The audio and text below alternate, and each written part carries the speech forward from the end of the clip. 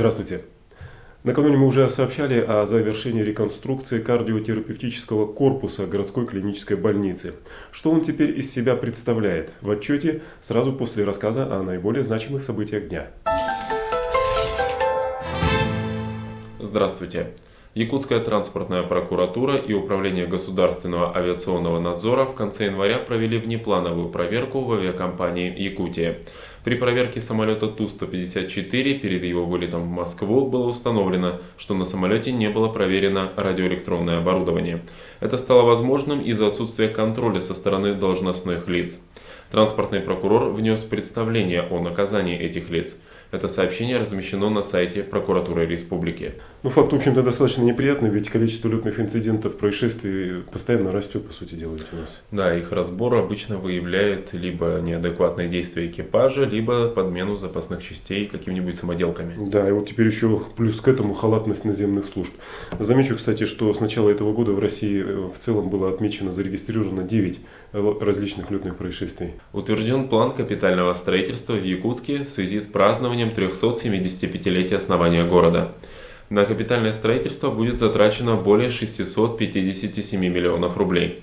Почти половина этой суммы уйдет на возобновление строительства инженерно-технического института ЯГУ.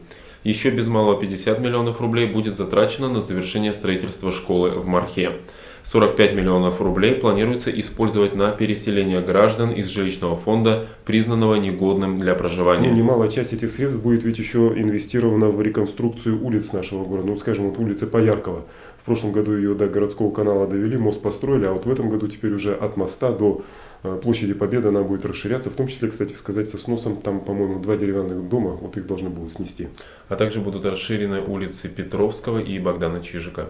И плюс, опять-таки, еще достаточно большая часть средств, к радости горожан, наверное, пойдет на благоустройство и обновление, в общем-то, инженерных сетей города и благоустройство вот таких кварталов, как 128, 62, 36, 67, 66 и ряда других тоже. Создание совместного предприятия РАО «Газпром» и «Алроса» выходит на финишную прямую. Алмазная компания внесет в его уставной капитал имущество своих нефтегазовых компаний и лицензии, а «Газпром» – деньги. А соответствующее соглашение руководители обеих компаний намеревались подписать ведь еще в конце января этого года. Да, мы уже упоминали об этом. Да, однако смена президента компании «Алроса» сдвинула эти сроки. Да, то, что касается, может быть, объяснить участие «Алроса» вот в этом, так сказать, проекте с «Газпромом». Дело в том, что у газового монополиста нашего нет пока свободных средств для того, чтобы заняться освоением углеводородных месторождений на территории нашей республики, а президент Путин такое поручение им дал. Так вот, на первом этапе с помощью этого совместного предприятия «Алроса», так сказать, будет курировать все эти направления с тем, чтобы в будущем, в ближайшем, видимо, будущем все-таки продать свою долю в этом совместном предприятии «Газпрому» окончательно. В общем-то, может быть такая вот многоходовая какая-то комбинация, но тем не менее она вполне вписывается в ту концепцию, которая сейчас отрабатывается на Дальнем Востоке, вот в смысле освоения, эксплуатации газовых месторождений. И в заключение этой подборки сообщение пресс-службы Республиканской прокуратуры. 10 февраля заместитель прокурора города Якутска утвердил обвинительное заключение по уголовному делу в отношении 2 жителей города. В ноябре прошлого года они совершили кражу крупной суммы денег. Для этого они прокололи шину автомашины и пока владелец занимался ремонтом, утащили из салона автомобиля сумку. В ней было 376 тысяч рублей. Милиции удалось задержать только 2 участников кражи, в то время как их было 4. Во вторник в городской клинической больнице состоялось открытие после капитального ремонта кардиотерапевтического корпуса. Ленточку перерезали глава администрации Якутска Илья Михальчук и исполняющий обязанности министра здравоохранения республики Вячеслав Александров.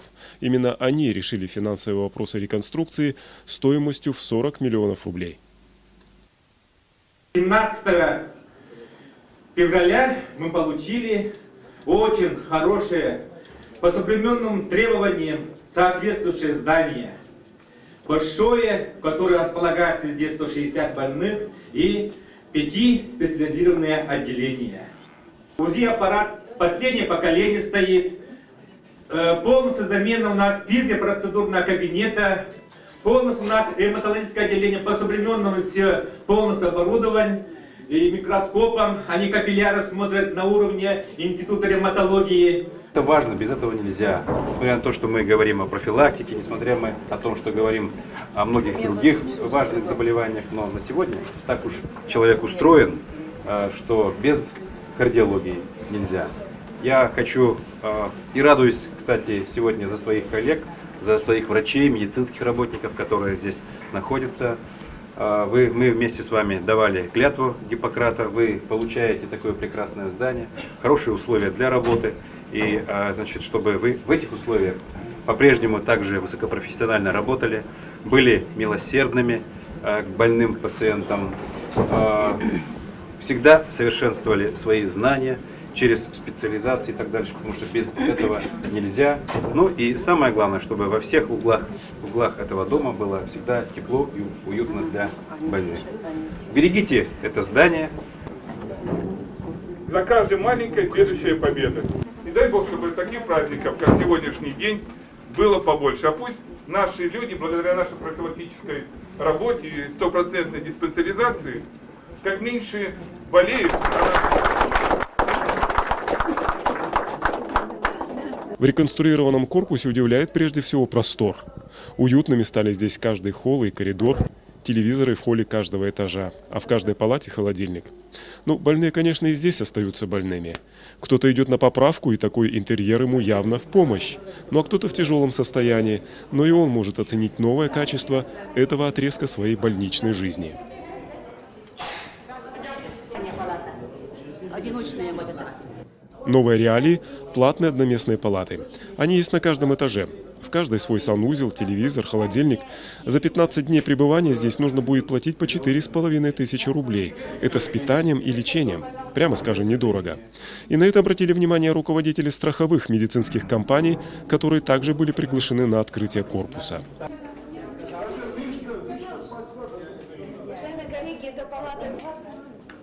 Новые условия и в палатах интенсивной терапии. Так, а здесь у вас пока никого нет? Ну, здесь пока у нас нет, палата готовится, реанимационное отделение. Там есть, там Philips монитор.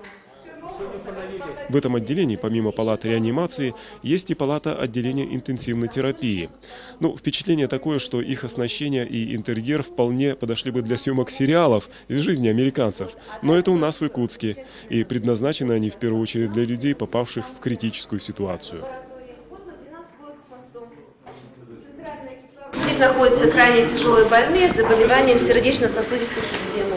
Это инфаркт миокарда, кардиогенный шок. Я даже не предполагала тогда, когда совещание проводили, что у нас такая реанимация. А это своего рода второй фронт кардиореанимации, так называемый кислородный концентратор. Отсюда кислород подается каждому больному в палате интенсивной терапии. Под стать всей больнице и ординаторские, так что не только больные, но и персонал почувствует себя здесь людьми уважаемыми. Я думаю, что вот такое здание получить для нас, медицинских работников, большая радость. Мы будем, Илья Филиппович, Александр Александрович, Ислам Лаврентьевич, Егор Егорович, думая от всего коллектива, ваши теплые слова будем всегда запоминать. И это здание, думаем, что как наш родной дом будем оберегать. Сегодня 5 специализированных отделений, которые размещаются в кардиотерапевтическом корпусе, наверное, уже своих больных перевели полностью в эти вот свои новые, так скажем, апартаменты. Ну а тем временем на очереди реконструкция еще одного отделения, инфекционного. Корпус этот достаточно небольшой, и, скорее всего, к концу года реконструкция его будет завершена. И таким образом все отделения городской клинической больницы заживут, ну, скажем так, в нормальных условиях. Ну, это совсем не значит, что у властей поубавится проблем, в том числе и в сфере здравоохранения. Ведь проблем на самом деле очень много, по крайней мере, гораздо больше, чем денег в казне. В этом, в общем-то, самая главная проблема, корень зла всех, так сказать, социальных проблем столицы нашей республики. На сегодня все. До свидания.